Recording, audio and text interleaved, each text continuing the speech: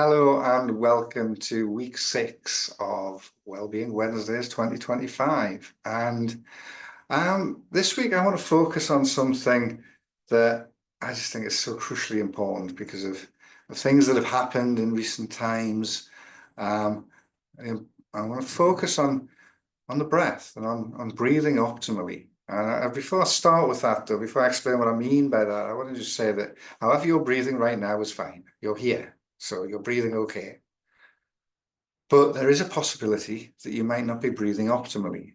And when we breathe optimally, the word optimally suggests it itself. When we're breathing optimally, we're breathing more healthily. We're breathing better for our well-being and our wellness and our health. When we breathe optimally, we maximize the oxygen we take in, we maximize the amount of carbon dioxide we get out. And we also send a signal to the brain that we're safe. And we activate the Soothe system through communication via the vagus nerve. I'm not going to go too much in depth into the science right now. I just want to talk about a few things about breathing and about breathing well and breathing optimally. And before I do, though, no, actually, I'm going to do something first. I'm going to invite you just to place your hand on your belly. Place your hand on your belly with your fingers touching. And then I want you, keeping your hand on your belly, I want you to take a deep breath in. And then a slow breath out. And a deep breath in. And a slow breath out. Deep breath in. And a slow breath out. Deep breath in. And a slow breath out. And I want you to just notice what's happening with your belly. Whether there's any movement happening, whether the fingers are coming apart as you breathe in or as you breathe out. Just notice what's happening with the fingers. Or maybe nothing's happening. So, start going back to breathing normally now for you, whatever that is. The reason I did that little exercise was because I realized relatively recently, I realized after COVID, a lot of people were no longer breathing optimally. And by breathing optimally, I mean they weren't using their diaphragm. So just below the solar plexus lies our diaphragm. It sits approximately here. And as we breathe in, it pushes down. It pushes down, which forces the organs out, which means the tummy comes out, the skin gets tighter. And then as we breathe out, it pushes back up, the tummy sucks in, and it empties the air from it gets rid of the carbon dioxide. So when we breathe out, we maximize the capacity of the lungs by pushing the organs down, and then we maximize what we get rid of that we no longer need when we breathe in because it pushes up. That's our primary breathing muscle. We have secondary breathing muscles here in the chest, and they're there for a reason. They're there for when we need to get oxygen into the blood vessels quicker and faster. I mentioned the emotion regulation system, the Soothe system earlier, but there's also a threat system and the drive system. Well, focus on the threat system. Many of you have heard of the fight, flight, freeze system. So the threat system, basically, when we're breathing high up in our chest, is to get adrenaline and cortisol into the muscles in the arms and legs as quickly as possible so that we can run faster and hit harder. And that's what it's designed for. It's designed to keep us alive. So it's good that we can do that, but we're only meant to do it when we're under threat of death. And we're not actually under threat of death that often in the modern world. We have a lot of phrases like deadline that suggest that we might be, but we're not. But our brain can't differentiate between psychological and physical threat that well, and therefore the amygdala fires because it detects a threat when we've got a deadline. When we hear about bad stuff happening in the world, we react in the same way as if it was happening to us. So the threat system kicks in and we breathe faster in the chest. What that means is we're not breathing optimally. We're not getting as much oxygen in. We're not getting rid of as much carbon dioxide. And we're breathing faster. We're breathing quicker rather than slower, longer breaths. So we spend less time in the rest and repair system, the Soothe system. When we breathe slower and deeper into the belly, we activate that Soothe system that can help us repair, digest, and fix ourselves. So, practicing activating the diaphragm. It's a muscle, like any other muscle. If you use it, it gets stronger. If you don't use it, it gets weaker. So, practice belly breathing practice using the diaphragm. So I ask you to place your hands on your belly, lower belly, and just take a slow, long, deep breath in, pushing that lower belly out as you take a full breath in. And slowly breathing out from the lower belly, sucking that belly button back towards the spine. Breathing in, filling the lower belly, breathing out, tucking that belly button back towards the spine. Then with the next breath, breathe in, fill the lower belly, and then fill the upper belly. Then breathe out, empty the upper belly, and then empty the lower belly. Continue in this way for a couple more breaths. You might find this a little bit difficult, feel a little bit weird. That's okay. And then finally, breathing into the lower belly, breathing into the upper belly, and then filling the chest as well. And then emptying from the chest, from the upper belly, then from the lower belly. Imagine the body like a glass of water. You're filling it from the bottom. It fills up from the bottom, from the lower belly, and it empties from the top. Filling the torso with the breath.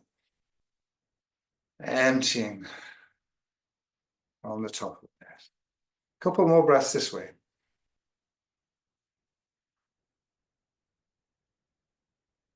Okay. Try to tune in to your breath on a regular basis and notice whether you're using your diaphragm or not. And every time you notice you're not, taking some slower, longer, deeper breaths into the belly, just activating the diaphragm and just repeating this over and over throughout the day, throughout the weeks, until you start using the diaphragm more, until you start breathing more optimally again. The second area where we can breathe in two different ways is the nose and mouth. Again, we have a nose which is designed for us to breathe through most of the time. Sometimes we've got a cold, it gets blocked and we can't, so we have to breathe through the mouth. And again, if we're doing significant cardiovascular exercise, if we're running, or fighting, again, the threat system, then we breathe through our mouth. Again, get the oxygen in quickly. But we're only meant to do that when there's threat. When we're calm, when we're safe, when everything is okay. And I'm talking about threat to life here. I'm not talking about you don't know whether you're going to be able to get that job promotion, or you don't think you're going to get that report in on time, or you don't think this, you don't think that, or you're worried about what people might think about what you posted, or you're worried about the fact that your post hasn't got many views.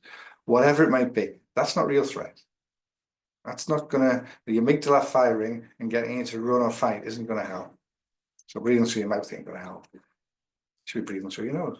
Return to breathing through your nose and belly breathing over and over again. So again, when you notice that you're not breathing, when you notice your mouth breathing, simple little trick, just first thing, just close the lips.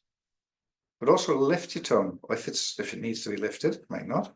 But just take your tongue behind the top, to the top of the mouth, behind the upper teeth. It's very difficult, virtually impossible to breathe when your tongue is pushed up against the roof of the mouth. So it forces you to breathe through your nose, to get back into breathing optimally through your nose. And again, when you breathe through your nose, you're more likely to activate the diaphragm. You're more likely to slow the breath down. So the context of this is all being about breathing well. And the reason I do this is because I teach mindfulness and I teach yoga. And one of the meditations or practices I often do is a body scan. And pre-COVID, I used to do the body scan and nobody questioned anything I said. I used to always say when you got to the belly, notice the rise and fall of the abdomen, rising with each inhalation, falling with each exhalation. And it's automatic that I would say those words. After COVID, people stopped me and said, what are you talking about? You said in the middle of that meditation about, there's nothing happening there when I'm breathing.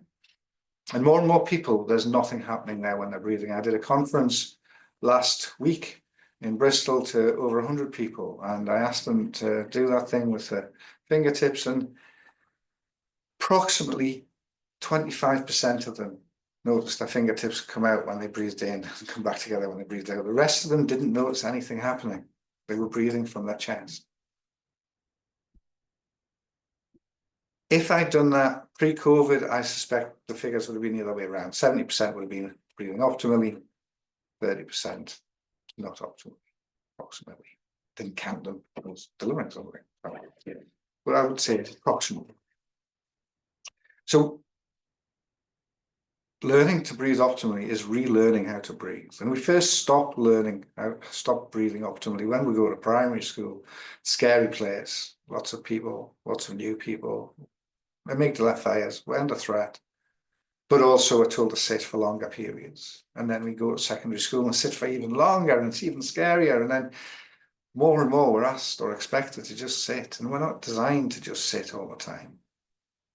But when we sit, we often hunch forward, and that creates constriction and stops us breathing as optimally. So the other third bit about breathing optimally is trying to support your back itself.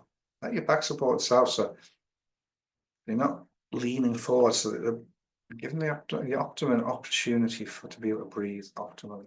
So this has been a bit of a longer video than usual, and but it's really important for me to share this. I think it's really important for everyone. A couple of quick things I'll throw in on all of that. You know, if you breathe more slowly, if you breathe using your diaphragm, it's likely to reduce your blood pressure. If you breathe through your nose, you're less likely to snore. If you breathe through your nose, you're less likely to develop sleep apnea. So, you know, there are massive health benefits, but there are also massive psychological benefits. When we move ourselves into the Soothe system through breathing optimally, we're sending a signal to the brain that we're safe, that it's okay. And in most moments, or most of the time, that is true.